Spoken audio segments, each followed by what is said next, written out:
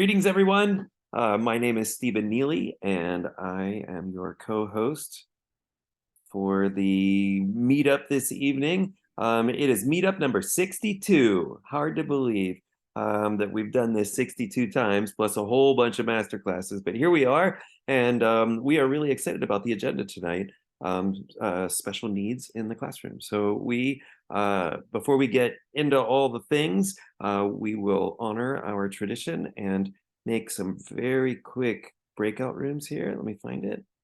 And we have a small group right now. So I'm going to throw you into two different rooms. And everybody in the room, I think a lot of you know each other already. But we're going to, once you get to the room, please introduce yourself and where are you located and who do you teach? And I'm going to call you back in 2 minutes.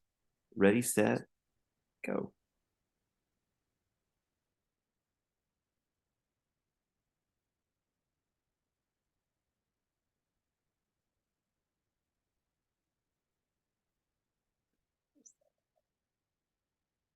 All right, here comes everyone.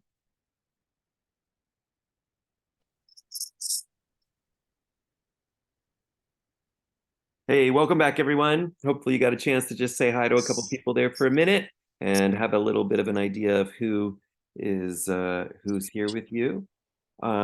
We have a couple announcements, I think. Veronica, do you want to say hi? Welcome. Nice to see familiar faces. Nice to see some new faces here. Um, so we have, if you're new to the VDM, we have free meetups that happen usually twice a month. And so you're at one of them, and this is our discussion. And anyone from our community is welcome to share something, and we can all talk about it. And then we have some master classes coming up. This weekend, there's a master class with Yiru McAllister. She is from Taiwan, and she is going to teach us a class in which we're going to embody and learn about Chinese calligraphy and the shapes of those symbols and see how they connect to movement and gesture and music. Um, and then later this fall, if you're in the northern hemisphere, later this fall we have a class with Bethan Habron James, and she's from Wales. Stephen, has she shared her topic yet? I'm not sure if she. No, or I don't Okay, think so. so stay tuned. We'll share that with you as soon as we know it. And then we are working on our January 24 and on dates. So those are in the works, and we'll have a similar schedule going forward. So I don't know, Stephen, do you want to add anything? Nope, just that those master classes are looking really exciting, and we hope everybody will register and join us for those. And if you haven't subscribed to the calendar, so we have two sort of list things you could subscribe to. One would be the mailing list for the VDM, and that'll just get you all these sort of announcements. You don't get spammed. They're very nuts and bolts. Hey, something's popping up. And then the other is if you subscribe to the calendar, it'll not only tell you the things that are coming, but it'll tell you when they're coming, automatically adjusted for your time zone. And so because we're an international community, it's really nice to just have one more check and balance on all the time zones and make sure that it pops up correctly and for wherever you are. And you'll note that we flip flop between basically between 2 hours, this hour and 7 hours earlier than this are the two times that we mostly stick to. Again, thinking that this hour is good for our dear friends in Australia and Japan and some places on that side of the world. And then the 7 hours earlier is pretty decent for Africa and Europe. And so we're just trying to help everybody be there. So subscribe to the calendar. I think we're ready to go. Veronica, do you want to Yeah, introduce so our? Catherine and Patrick are here to just share some of their experiences working with students with special needs. And then who knows, maybe some of you who are here in the room also have some things to share. So we hope you'll chime in and be part of this conversation. And we're excited to learn from each other. So Catherine, if you could share first and just speak for about 5 minutes, I'll give you a 1 minute warning, and then we'll go straight to Patrick, same thing, and then we'll have our discussion.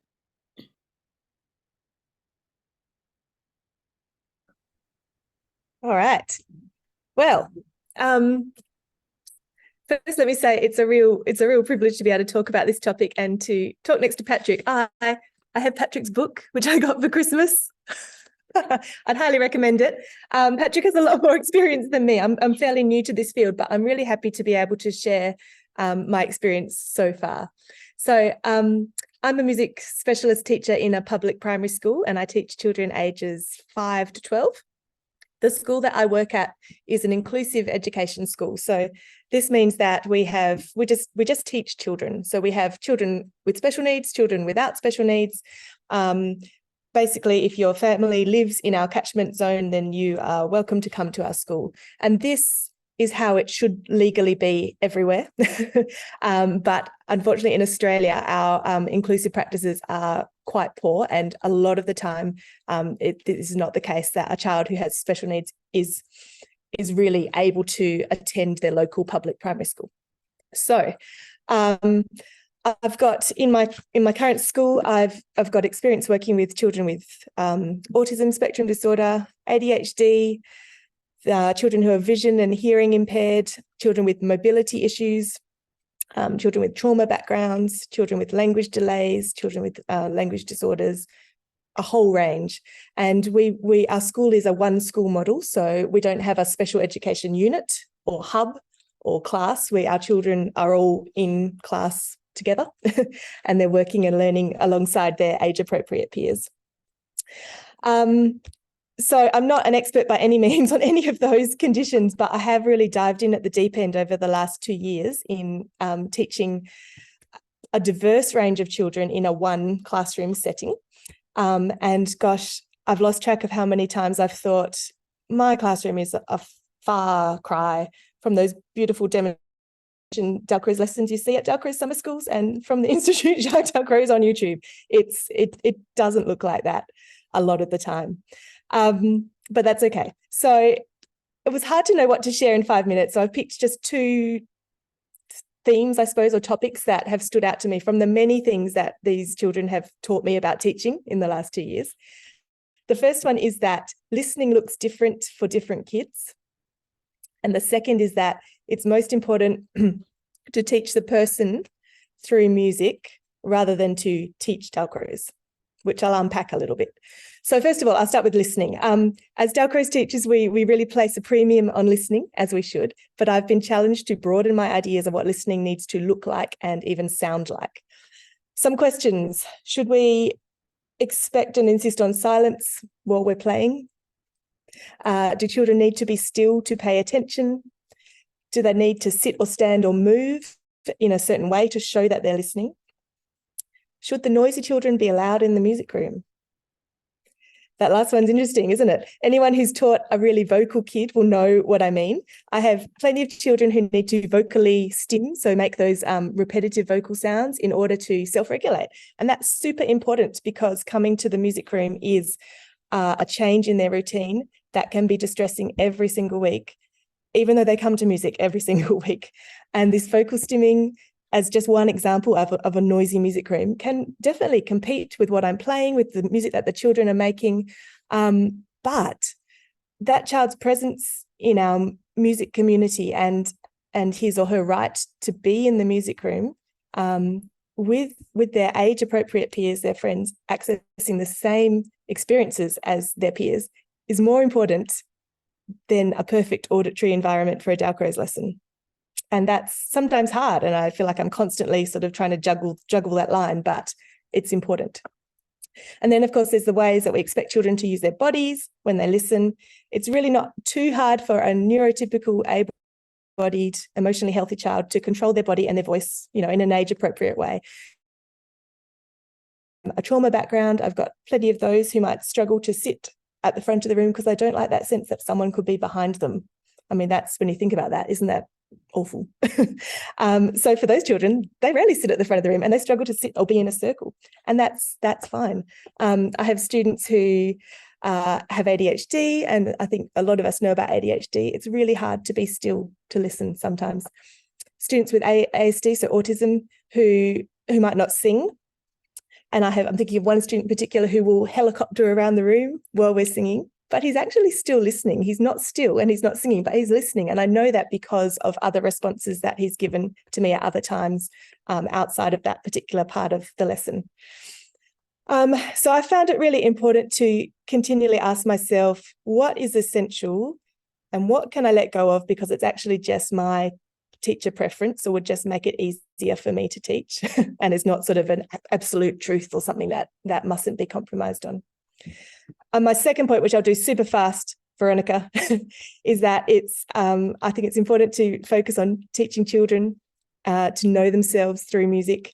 And even though we're Dalcroze teachers, we're teaching children to know themselves and to be able to do musical things, not necessarily teaching Dalcroze for the sake of Dalcroze. And I think that's important to remember because we love the pedagogy and the artistic approach of Dalcroze, but I found for me, I need to be willing often to adapt or sometimes let go of my darling activities to my typical Dalcroze activities to serve the needs of the children in front of me in a way that allows everyone to access the learning. And I mean, Dalcroze is brilliant for having lots of entry points for children to be able to access learning. But I think I'm starting to think that this whole idea of being a true Dalcrozian in an inclusive setting is about less about teaching with the textbook sort of exercises and quick reactions and so on. Of course, I use them, but I think that what's more important is that Dalcroze mindset of being able to value each child's personal response to music,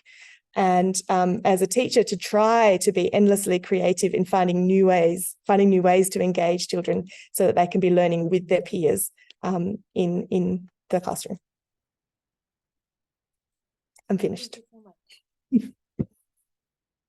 Patrick, we'll go on to you. Yeah, Catherine, that was great. Hi, everybody. My name is Patrick Seria, and I am a Dalcroze teacher based in New Jersey in the United States. And I teach in a what's called a county school district. So we serve public school students who come from public school districts in our county in the state of New Jersey. But also we're getting, as of the last 3 years, more kids and students from out of our county. And our district provides what they call special and alternative education services. And I teach in 3 schools in the district. One is for students on the autism spectrum. Those ages are pre-K through middle school.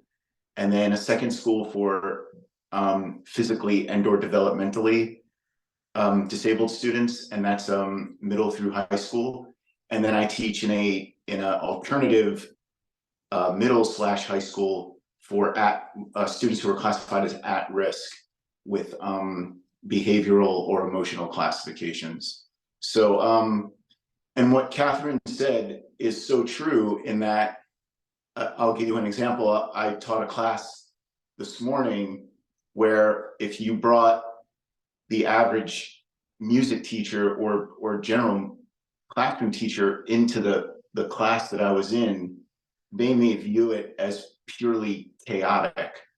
There was one little girl in the class who needs to jump up and down because that's how she regulates herself. There's a boy in the class who doesn't sit in his chair. For whatever reason, he feels more at ease and comfortable elevated. So they've given him like an elevated desk that he sits on. And then there's another little girl in the class who is completely nonverbal and very shy and spends the first 10-15 minutes of the class with her hands over her head. But get along the lines again of what Catherine said, I know they're listening because I will be playing something on the piano, or I will do a song that they all know. Like today I was using the song, I Know an Old Lady Who Swallowed a Fly. I don't know if you know that song, but I started the song and I said, I know an old lady who swallowed and the little boy sitting on his desk looked up and just said, fly, and then put his head back down. So I know they're listening, but the one thing that I love about being a Dalcroze teacher is, again, exactly what Catherine said, is it has given me the mindset to walk into a classroom like that, and I don't panic. Rather, I just know that I begin every class with a movement exercise. Even if the children need to sit in their chairs, whatever their range of ability or disability is, I begin with a movement exercise. Everybody show me the beat with your head. If they're in wheelchairs, they can still do that. Show me the beat with your hands. Wherever they are, whatever their ability or disability is, they can show me the beat. And what I have found is those little tiny things and that mindset allows the class to settle themselves down. It gives them a minute to absorb what's going on in the class. I've also learned over the years, I have to watch my volume and things when I play because there's kids who are sensitive to sounds. But Dalcroze to me has given me that multimodal mindset to walk into a class of a range of abilities and be able to adapt what I'm doing to them. And I never have my students adapt to what I'm doing. I kind of begin flowing with them. And I could go into a class with a lesson plan, scripted out and written down. 9.5 out of 10 times, the lesson plan is gone because there's something going on in the class.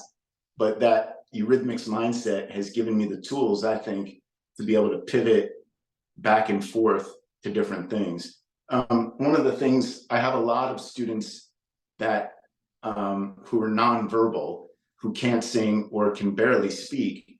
And one of the things I love that Eurythmics has given me is I will make sounds or have the class make the sounds, and we will touch fingers and we move through different pitches, and they will imitate the movement of the pitch with our fingers touching. So when we go, you know, they will move with me. And or I have them stand with their peers and move through things like that. I had an amazing breakthrough this past year with a student, he's fully verbal and can understand language and speak, but he does not possess the cognitive connection to write language. So his teachers printed out letters and words for him to trace over. We were doing a solfege exercise where I moved through the solfege symbols with him while singing them. And I went into school one morning and his teacher came running down the hallway. I thought something terrible had happened. And she took out a piece of paper and it was him tracing the letters to his name. But underneath the tracing, he wrote freehand, do, re, mi, fa, sol, la, ti, do. He didn't have to trace it. He was able to write that freehand. And that to me was like such an amazing breakthrough because it showed he was listening, but I think not just singing the sounds, but physically moving through them is what enabled him to do that. And I think having that Eurythmics toolbox and what Catherine said, again, that Eurythmics mindset is so important because it enables you to go into a classroom of, I call them developmentally diverse students, and be able to pivot between learning types, because in a situation, even in a typical situation, you have more than one learning mindset in the classroom, and you have to make sure you're getting through to them all at the same time. And I love what Eurythmics has done in terms of giving me the ability to do that. I think it's the combination of improvisation, being able to connect your improvisation to students' physical movement, being able to connect your improvisations to students' vocal or nonverbal abilities, and being able to connect movement to how your voice moves and how the music and the scales and the tonalities move. I think all of those things combined are what really makes Eurythmics the best way to teach anything. But I really believe my mission is to I think every music educator today needs to have Eurythmics training, just because of the way technology has changed and the world has changed. We're able to diagnose kids with disabilities at earlier ages. We have a better understanding of them. Therapeutic protocols have gotten better, so there's more and more children with classifications in schools. And music is this amazing tool that can get through to all of them. And I think that instead of seeing music in the context of band, chorus, orchestra, or general music, we need to expand the whole concept as to what music education is and what it can be. And I think Eurythmics is kind of the best way to move towards that. So that's kind of my personal mission.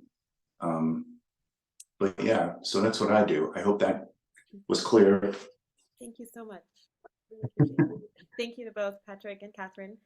I just want to briefly mention that Catherine has to go in about 20 minutes. She's with us until 45 past the hour, and then she's off to go teach her class. So now is time for us to respond, ask questions, share our thoughts. Who has something to share?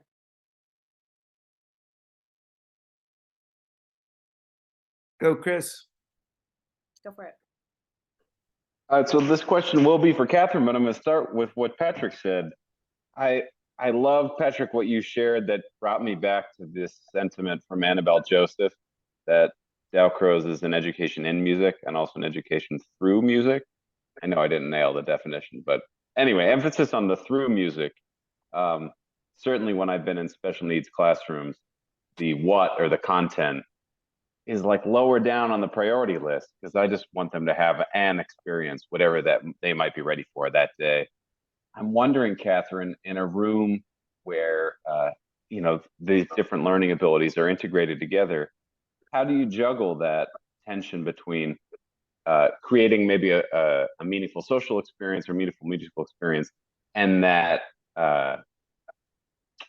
that drive or desire to get the content in, to get, I want to get this lesson about 3/4 because that's the goal for today. I think I get a little preoccupied with the what, and it was just so nice to have Patrick remind us of the through and the how. Yeah, I feel like that's like if I could solve that, I'd be cruising. That's the really hard thing. But what I think is really beautiful about the inclusive school setting, because we're so one of the philosophies behind that is that children with disabilities still have the same right to access their age-appropriate curriculum. So, of course, it doesn't necessarily mean that everyone is going to be able to achieve at standard, whatever that is for your school or district, across all the curriculum strands, but they have the right to be learning with their peers and to be learning or accessing the same sorts of content that everyone else is. So I am teaching, when I'm teaching year ones, I'm teaching towards our Australian curriculum year one music standards. And at our school, we are learning about the universal design approach to education. Is that familiar to some people? No. Okay. So it's, yeah, I mean, it comes from architecture and building design, this idea that you can build a building and then you can retrofit it with a ramp off to the side so that the people with wheelchairs can also get in, because we actually put steps down the front and didn't think about the fact that not everyone can access steps. Or you could just design the building with the ramp, because as it turns out, everyone can use the ramp, including people pushing prams and the elderly and someone who's temporarily broken their leg. You know, this idea that why not think about how we're teaching, designing the process to have as many ways in as possible, rather than a way in for neurotypical, able-bodied, emotionally healthy kids, and then adding all these extra bits to make it accessible for other kids. So that's absolutely a learning curve for me still. I'm not an expert in that. But when I'm planning lessons, and it might be a lesson on 3/4, I'm trying to think about, well, what are all the different ways that children can experience this concept? What are the different ways that they can show me what they understand. And of course, this is where Dalcroze kind of almost does it for you, right? Because it's not pens and paper, and it's not only singing. We can be singing, we can be writing, we can be using manipulatives, of course, we could be moving. That one comes first. And so I think having the Dalcroze training really gives me a head start on trying to think about universally designing my lessons. The other thing I'm going to say is that all the students in my class, if as teachers we're recognizing, well, this student is not going to meet the standard of whatever it is that I'm teaching. So in Australia, that's at the minimum standard for this grade is a student is able to do this, that, and the other. Then we're creating IEPs for them, so they've got a couple of individual education plan goals, and that's what we're assessing and reporting on. So we don't throw the goals and the working to develop children's knowledge and skills out the window just because they might not be able to work to the standard curriculum. That's when we layer in something that's a bit more bespoke. Does that answer your question a little bit? I have to say it's really hard, and it's the thing I struggle with most is so many different needs, and I still need to teach everyone, every single person. I need to teach them the curriculum I'm supposed to teach them. It's really hard. Jill. Oh, you're still muted, Jill.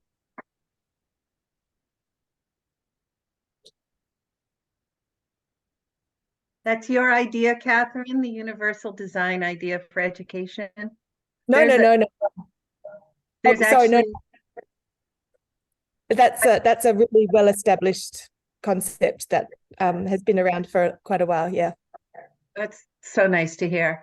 So I think that Dalcroze lends itself to not teaching in a box.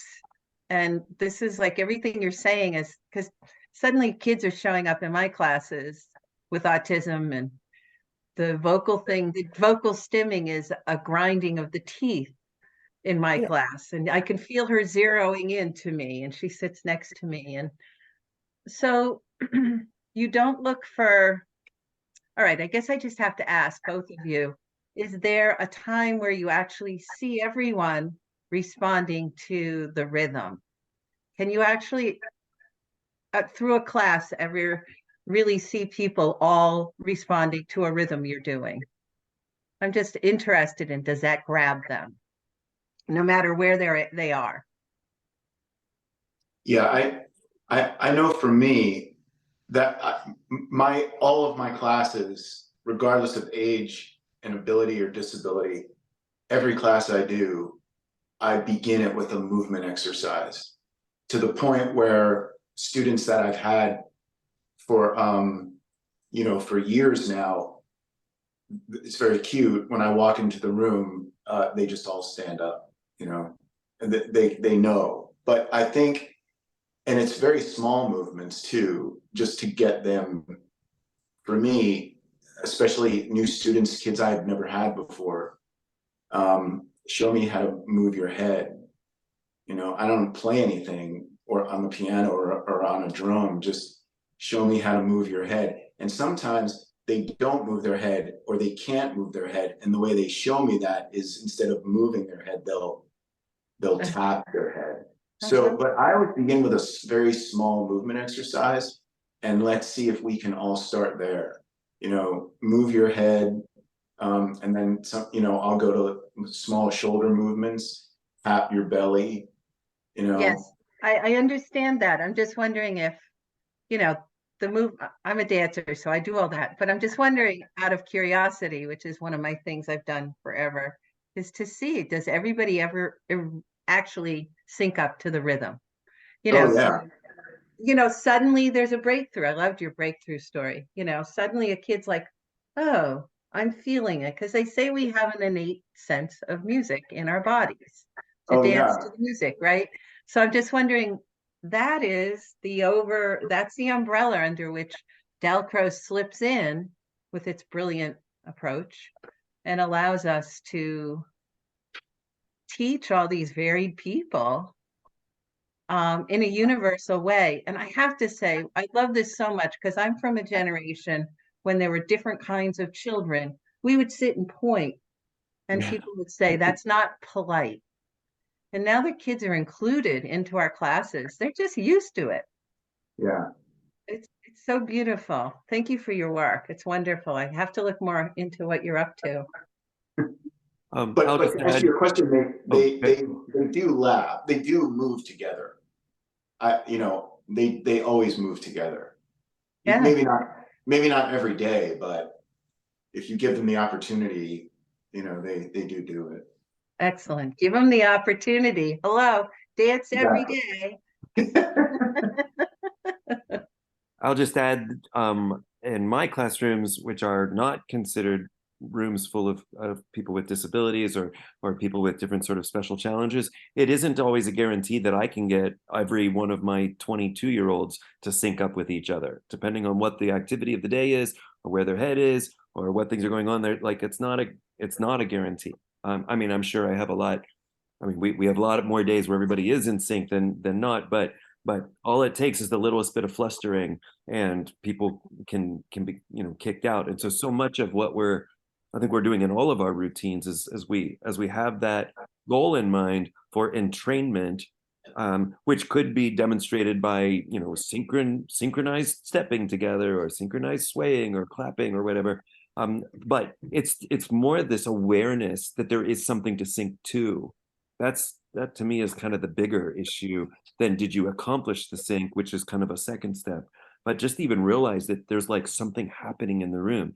I've told these stories multiple times at the BDM, so I'll do the shortest version. But working with non-musicians who also are not considered special needs, adults in their 40s, who are just in other walks of life and aren't musicians, they really struggle to sync up. Like blowing my mind how hard it is for them to find what it is I am even talking about. What am I asking them to do? Because not everybody's oriented toward these cycles or these gates. And so I think a lot of our education here is about just noticing that there is a gate that I could entrain to. That's a really profound concept that I think a lot of us take for granted, myself included. And this is where I think where I was going with my comment about trying to teach children the music, not necessarily teach Dalcroze in the way that it looks when it's done really well with people who can really do it really well. Because I've got kids who are not interested when I play an instrument, but they love singing and they will latch on to when we're singing, and other times they're off and they're wandering around the room. And then I've got kids who are not interested when we're singing at all, but as soon as I pull out the ukulele or the piano, I've got them. And so it's important to me that I have that variety of things. And in terms of kids syncing up and all moving together, no, I almost never have that. Well, I never have that perfectly, put it that way. And there'll always be at least one kid who's not doing it at all, but there'll be little patches where they join in, little moments. Or maybe not this week and not this week and not this week. And then in week 4, there's a little moment. And in terms of some of those more complex movement things, some of the children I teach are still learning to do a 2-step sequence, like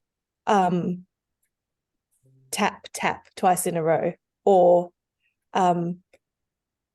knee and then like that 2 things in a row is too hard still. That's where they're at. So in terms of can you step and do this and stop and blah blah blah, that's way more complex. It's not that I don't do that, because I've got children who can do those sort of things, but then that child might be working on something that is can you just with a education assistant, can you just tap my hands, or can you, and shouldn't use the word just, it's not just, but it's a way in for them that means that I might have different children in the room doing really quite different things.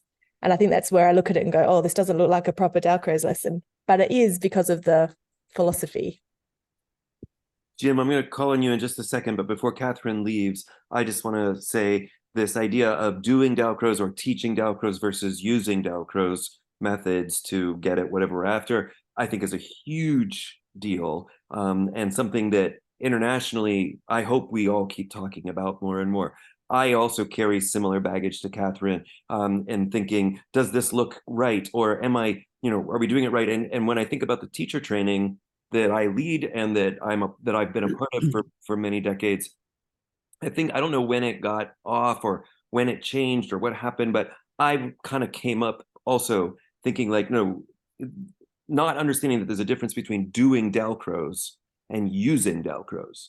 And I think that wording it's unfortunate that we have some of this legacy in there, but I think everybody, I'm sure, will be in agreement. I mean, all of the leaders around the globe who do this work and teach this work would be in agreement with Catherine, and that what we're really trying to do is we have a base of traditions and certain kinds of exercises, but they're useless unless they're being used for some purpose. The purpose can't be to just pat ourselves on the back or put on a spectacle. The purpose is to some end, and the end can be. Catherine, you had then, before you leave, can you just tell us one more time what was the wording you said? Something about helping young children be the best version of themselves. Do you remember what your words were? I wrote it down. No, I said, teach the person through music.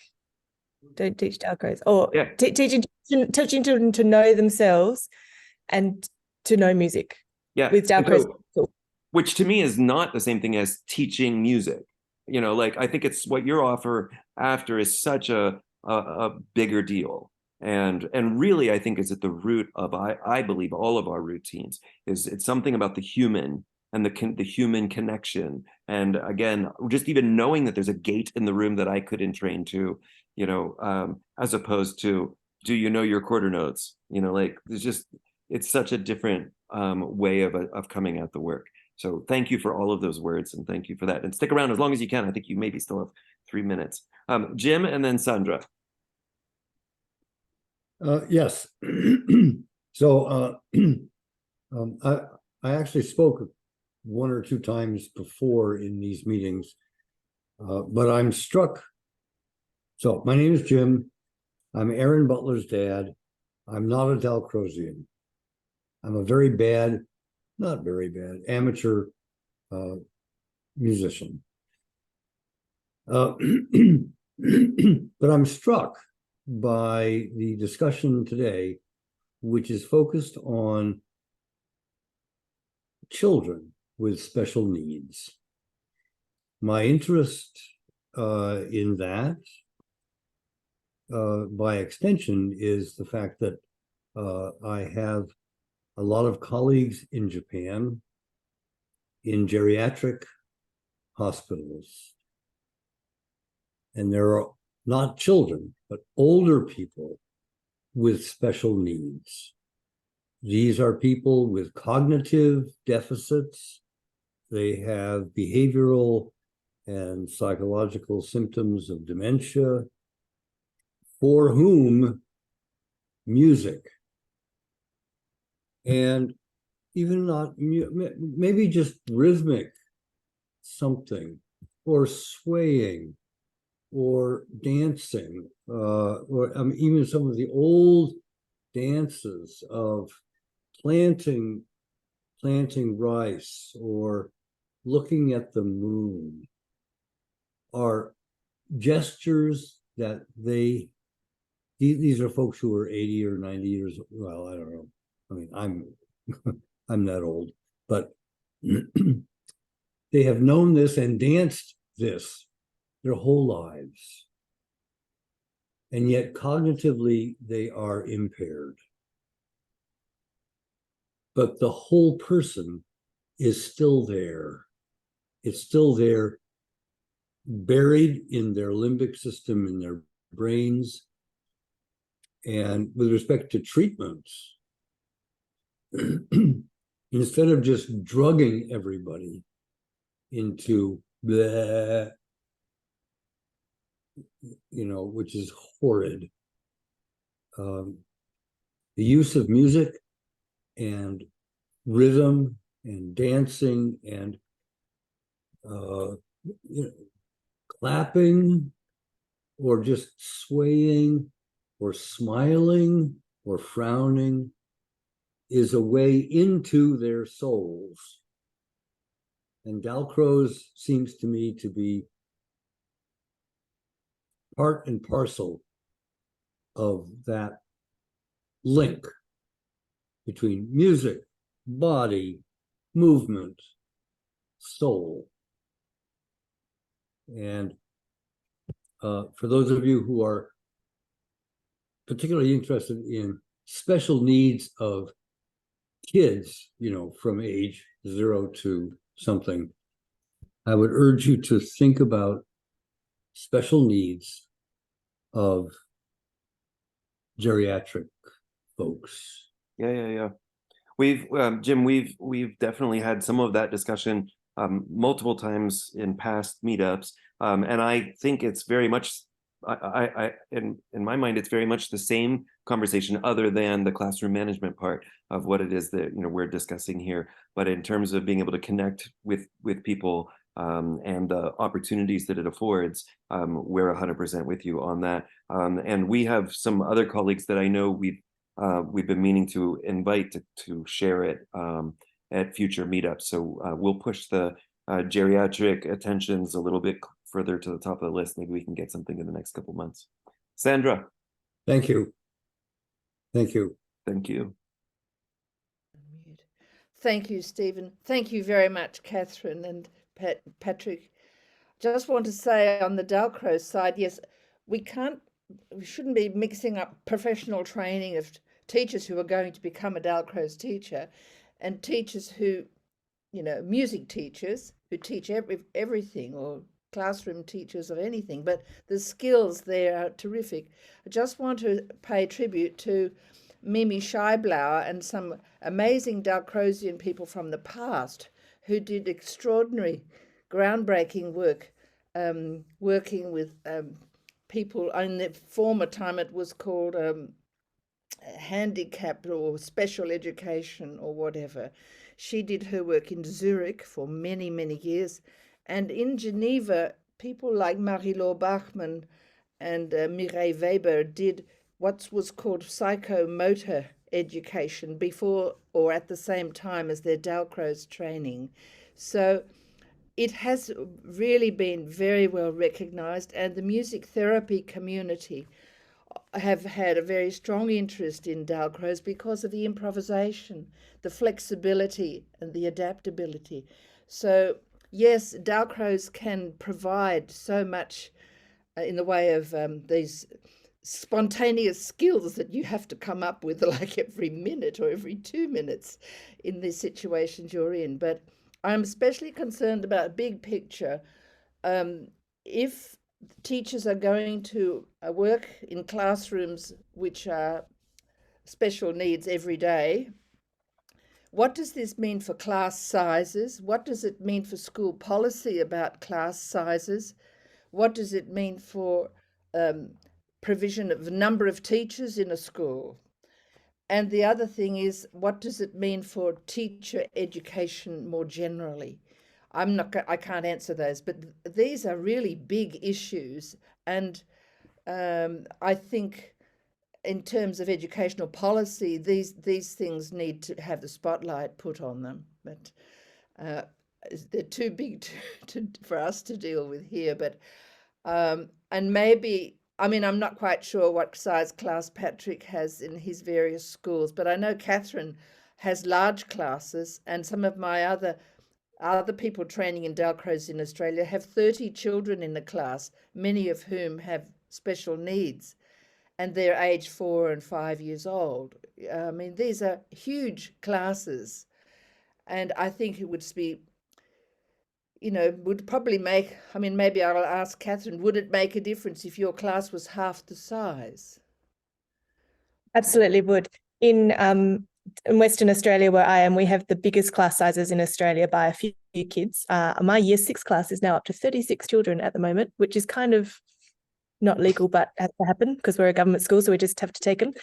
But Sandra, in the Australian context, really interestingly, about 3 weeks ago, the Royal Commission into the Abuse, Neglect, and another word I can't remember, of people with a disability handed down their report, and there's a huge section on inclusive education, employment and housing. So a third of the report is about inclusive education in Australia, and their recommendations are that all schools should move to being inclusive schools, because that is what the UN Charter on the Rights of People with a Disability has been saying for a long time. And Australia is a signatory to that, along with the US and lots of other places, and we're not doing it.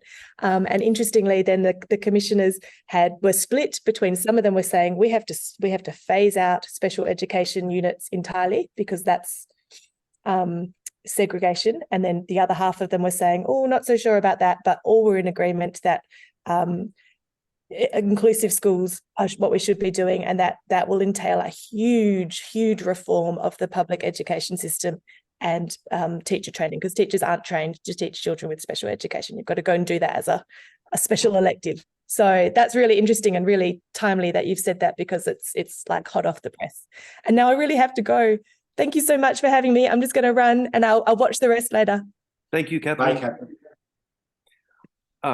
Hearing everybody talk, it just made me think, we should at least, I would be remiss if I didn't say the name Virginia Schatz while we're in this one. I don't know how many people in the room would know this name, but Virginia Schatz was a Carnegie Mellon alum from the 1930s, I believe. She taught eurythmics. She studied with Henny Rosenstrauch, I believe, and she taught eurythmics at the Pennsylvania School for the Deaf for like 20 or 30 years, and toured and presented at conferences around the world. She was still teaching in the 80s, I'm sure, teaching eurythmics at the School for the Deaf, really just down the road here from where I live and from Carnegie Mellon, and was just a wonderful woman, was an original member of the Dalcroze Society of America, and was a dear friend of Marta Sanchez and Annabelle Joseph and all of that. But just as we're just trying to describe kind of how wide this conversation could be, there's the students that Catherine is talking about, and the students that Patrick is, and Jim's statement about geriatrics, and then we have these students who are extremely able-bodied, and we'll assume, in most every way, except that they just don't hear. And so, and she had a big piano, and she had a big room, and they did things with vibrations, and they did, of course, lots of movement and lots of sight cues, but they were actually able to sort of follow the action through different versions of what they could see and what they could literally feel. So not that we need to talk about the deaf, but just so interesting that work and it went on for many years. It was she was there for 20 years or so. Just a quickie. Can you get me a reference on that? I was just looking really quickly to see if I could find, because I know that she published. Because it didn't appear in my first. I've had a long interest in hearing disorders and the role of I'll do a search at my university. You would think it'd be in the university archives. Selma? I have an article that she wrote. Oh, very good. I can send it to you, and then you could maybe relay. Yep, if you send it to me, we'll share it with everyone. So cool. Thank you, Selma. I know, just getting back to Sandra's question, in New Jersey, in the States, every state is different in terms of special ed policies in public schools.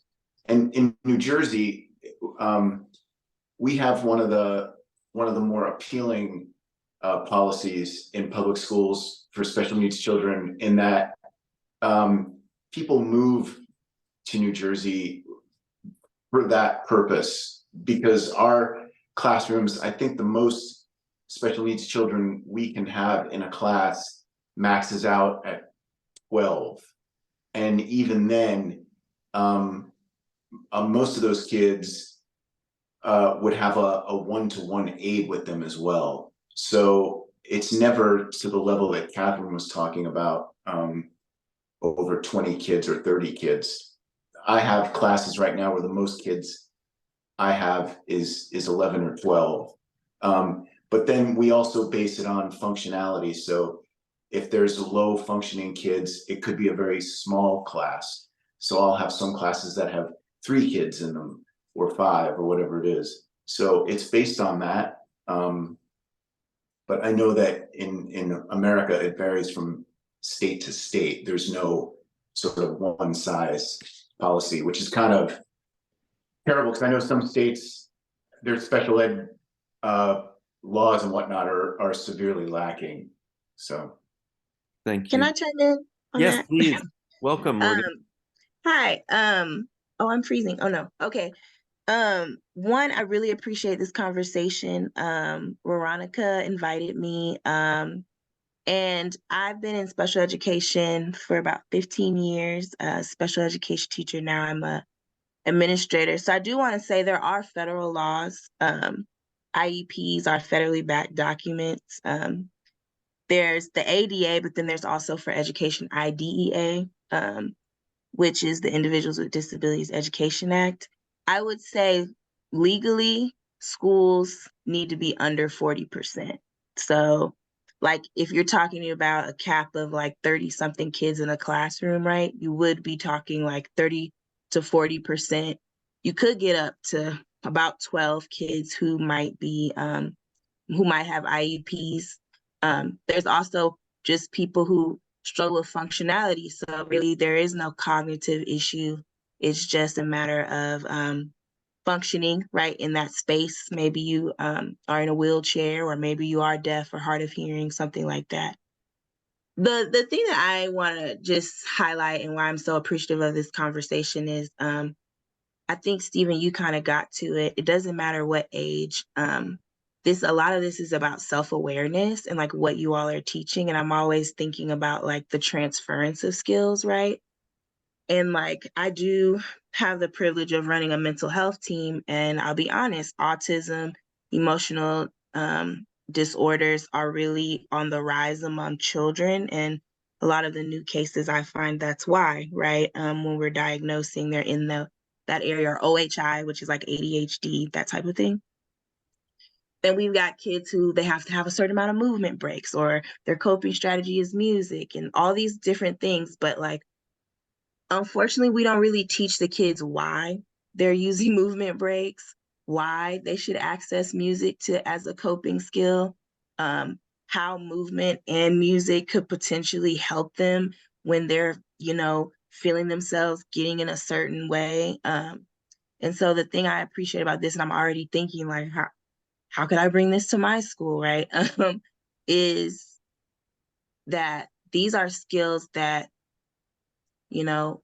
these children can take on throughout their life. And eventually when they do go through cognitive things, my mom, she's in her 60s, but she's basically been diagnosed with a mild cognitive disability at her age, right? She ran businesses. She was a real estate agent. She never thought that she would technically have a cognitive disability, right? And so to know that like from a young age, you could learn how to access yourself better, how to be a better version of you in those moments when you want to kind of go crazy, or you feel like you're losing yourself.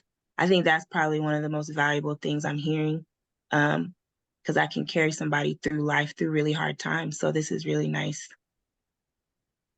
Thank you. Thanks so much, Morgan, and thanks for being here.